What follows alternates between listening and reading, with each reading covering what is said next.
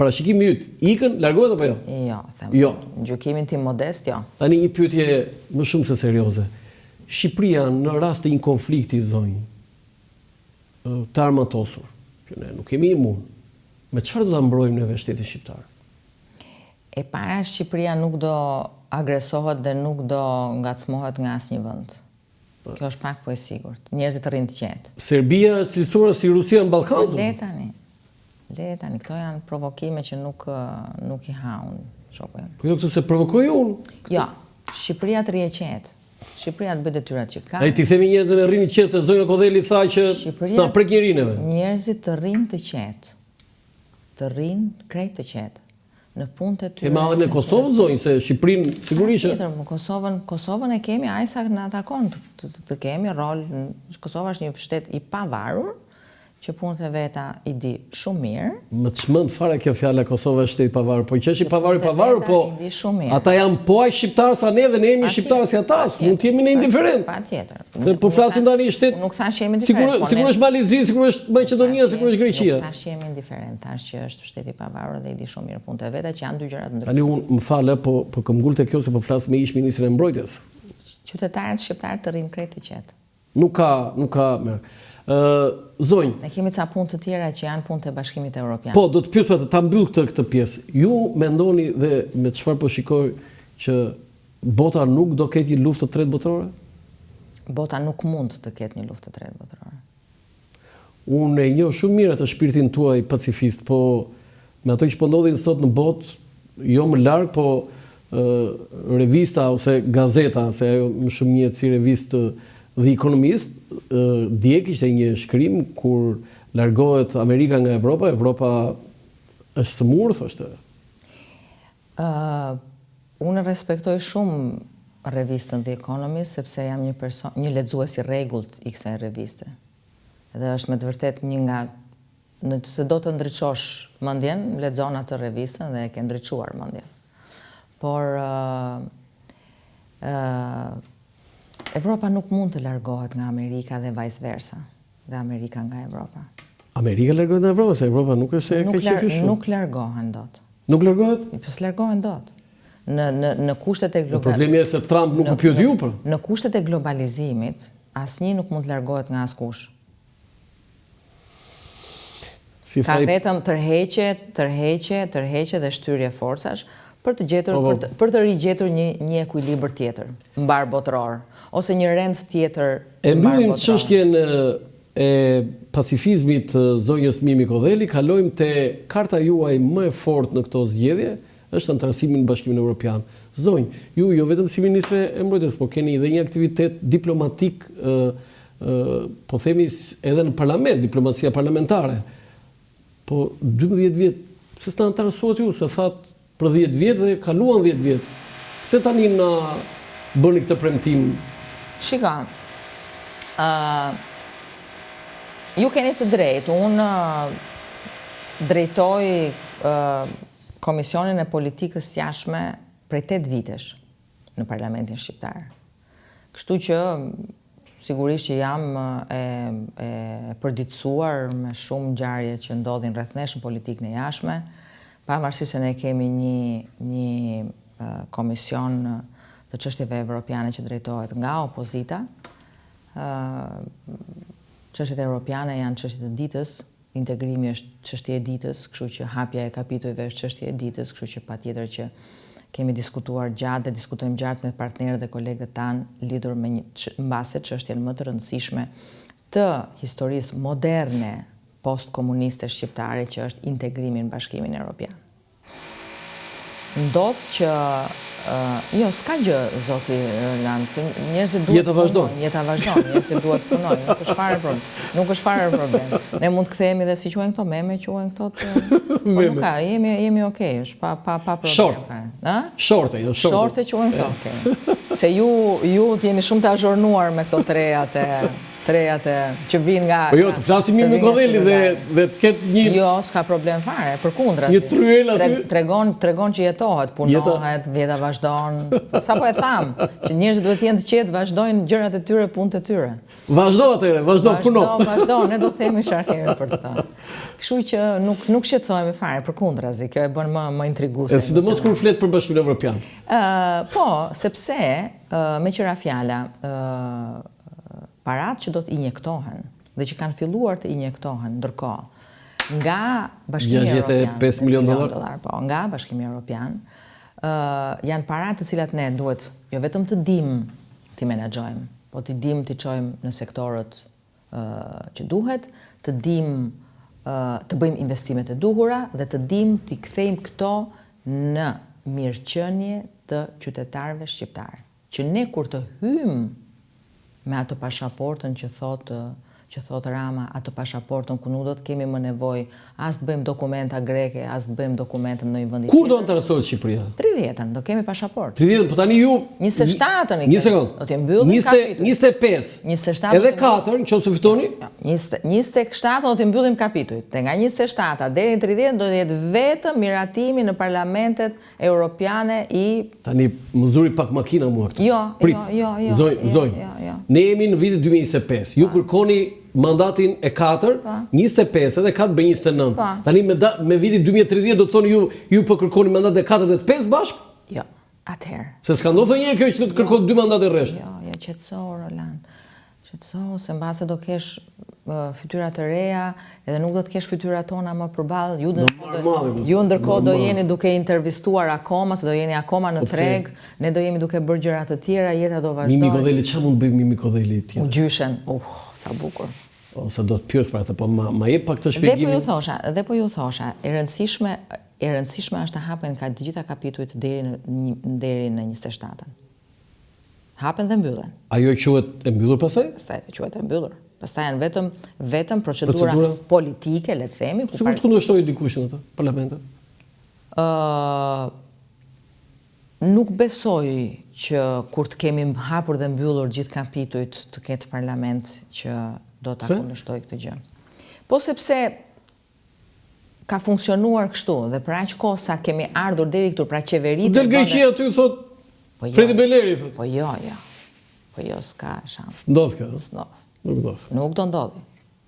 Nuk ka pse, Greqia është aleat, i mirë NATO, është fëqinj i Shqipërisë, ka interesa në Shqipëri si shqiptarët kanë interesa atje për shkak të 1 milion shqiptarëve. Ju socialistët jeni bërë kaq të urtë, Mimi Kodheli kaq të urtë, ti flisje me zjarr, me pasion, me gestikulacione. Pse bërë kaq të urtë? Po vjen nga urtësia që ti mëson nga jeta. Unë vazhdoj të jem një njeri apasionant kur... Jo, pasionant, po vetëm pasionant nuk po më dukesh në këtë intervistë, Po shiko, Rolandi, po kam dhe një moshë caktuar njeriu që fillon e flet ndryshe. Tani ne kemi një 81 vjeçar që është kryetari i Partisë Demokratike dhe flet me të njëjtin pasion tani. Ky është ndryshim. Është gjithsekush ka mënyrën qasjen e vet të bërjes së disa punëve. Zonjë, në kontakte që keni pasur, si ju kanë pritur tani këto ditë në elektorat, në takim? Njerëzit. Shiko, unë personalisht ndihem shumë komode.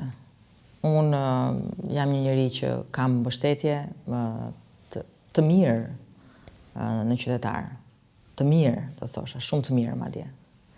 Edhe është e bukur, e di si është e bukur, Roland, se për shembull ti gjen njerëz në jetën tënde politike që për shembull ta adhurojnë me gjithë që nuk i ke takuar kur, nuk u ke bërë atyre kur. Më bëri përshtypje zonjë njoftimin nxora në Facebook dhe filluan aty Mimi Kodheli fisnike, Mimi Kodheli le duan shumë. Tani pse duan njerëz? Siç shiko, ka arsye të ndryshme pse një person publik duhet.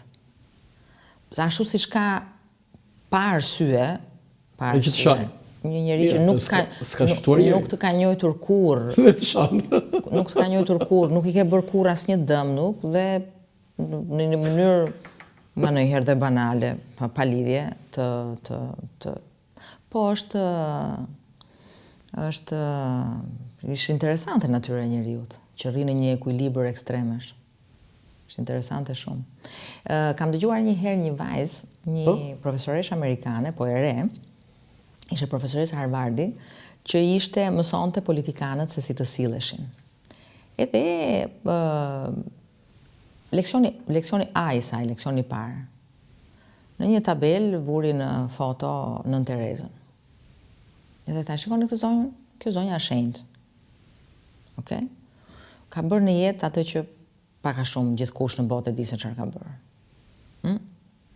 Edhe kjo zonja shahet. Leksioni A i profesoreshës. Sa e bukur. Edhe kjo zonja shahet. Edhe kjo zonja shahet. Dhe kur shahet ajo i imagjino pas. Pra, po. Kështu që mirë kush shan pa ditur. Po, Zoti fal. Fal Zoti.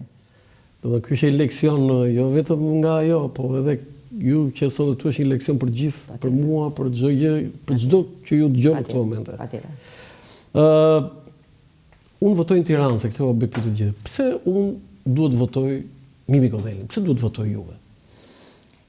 Shiko Roland, unë të falenderoj për pyetjen, sepse e di pse ju falenderoj për pyetjen. Ka dy mënyra për të çuar njerëzit për të votuar një forcë ose një forcë tjetër politike, një individ apo një individ tjetër.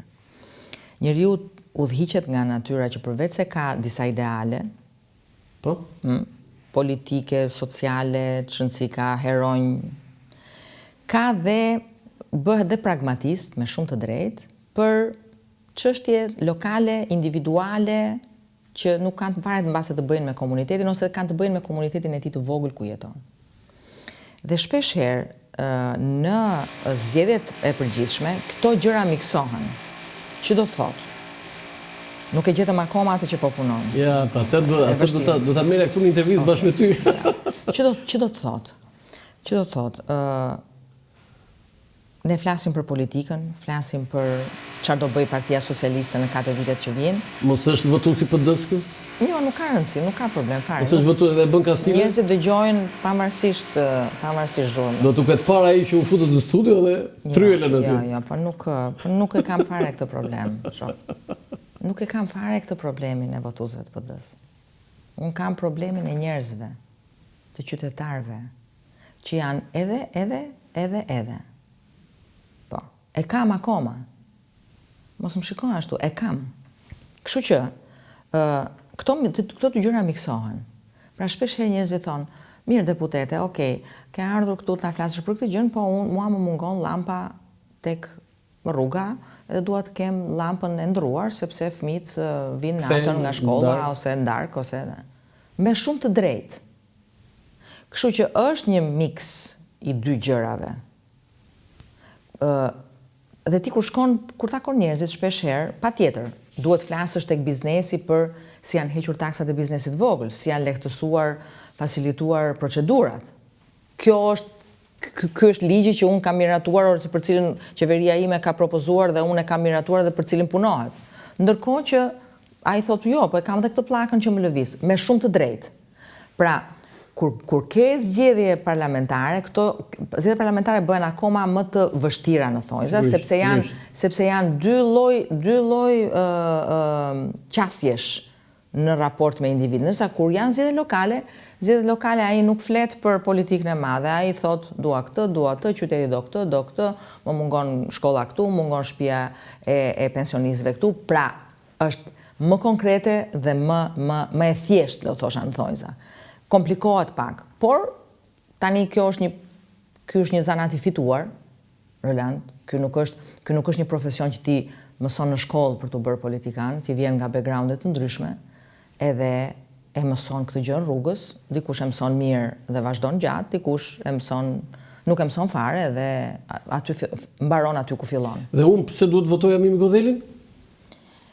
Po, kjo është një pyetje shumë interesante, mbase na duheshin ne dimri për të treguar që pse juve duhet më votoni mua. Ju keni mjeshtrin t'i shtrydhni këto dhe ta thoni në 2-3 fjali. Shiko Roland, unë besoj që kam ditur të jem një qytetar i mirë i vendit tim. E para, e dyta, jam munduar në maksimumin tim ta përfaqësoj mirë vendin tim. Sepse nderin për ta përfaqësuar atë dhe unë e kanë shumë pak veta në jetë. Pa diskutim. Dhe mua më ka rënë ky laps, do thoshin në zhargonin e rëndomt, dhe ky fat Kështu që jam munduar ta bëj këtë shumë me dinjitet. Shumë me dinjitet. Dhe kjo është një arsye prapë mirë për ta votuar Mimi Kodhelin. Pastaj, shikoni, Mimi është bi për fatin tim të mirë ende. Nën për fatin tim të madh.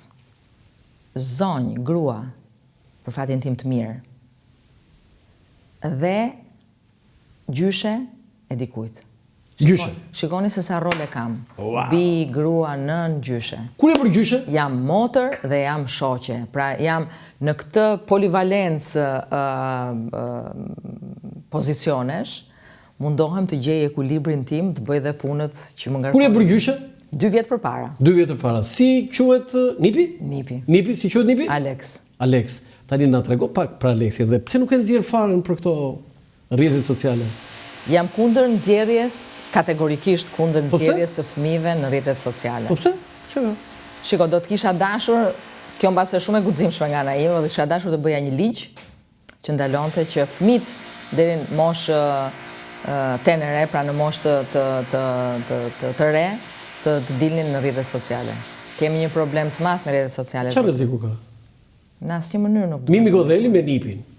Le që do ishte kështu. Ka 1000 arsye të mira për të mos e nxjerrë sociale. Aq më pak për të bërë publicitet për arsye elektorale ose politike.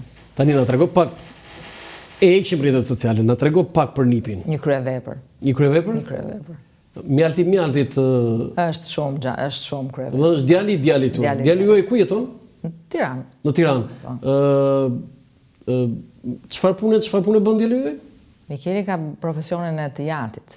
Arkitekt i jati, arkitekt i Se ka studiuar në Itali. Ka studiuar në Itali. Në Itali. Dhe ti tani e gjyshe, çfarë marrëdhënie ke? Do kisha dashur të rria shumë më tepër kohë, shumë më tepër. Aq e vërtetë është sa preferon midis gjyshit dhe gjyshes, preferon gjithmonë gjyshin më shumë. Gjyshin, ë? Patjetër se gjyshi rri më shumë ata gjyshi. Çmendur gjyshi fare. Po, patjetër. Po gjyshja? Si çdo gjysh. Tani na trego pak për gjyshën se gjyshja është deputete. Çdo gjysh. Është në garë elektorale. Shiko, unë kam munguar shumë në shtëpi, për fat keq. Po? Edhe nuk do të kisha dashur të vazhdoja të mungoja akoma për shumë gjatë. Por, mendoj që e kam në detyrimin tim moral, politik, po të donin raport me forcën time politike, personal në raport me Edi Ramën, ta përfundoj karrierën time duke e fituar këtë garë të fundit. Kjo është e fundit? 11 majit. Politike flas. Po për politike, pse? Garat e mia nuk mbarojnë derisa të kem frymë.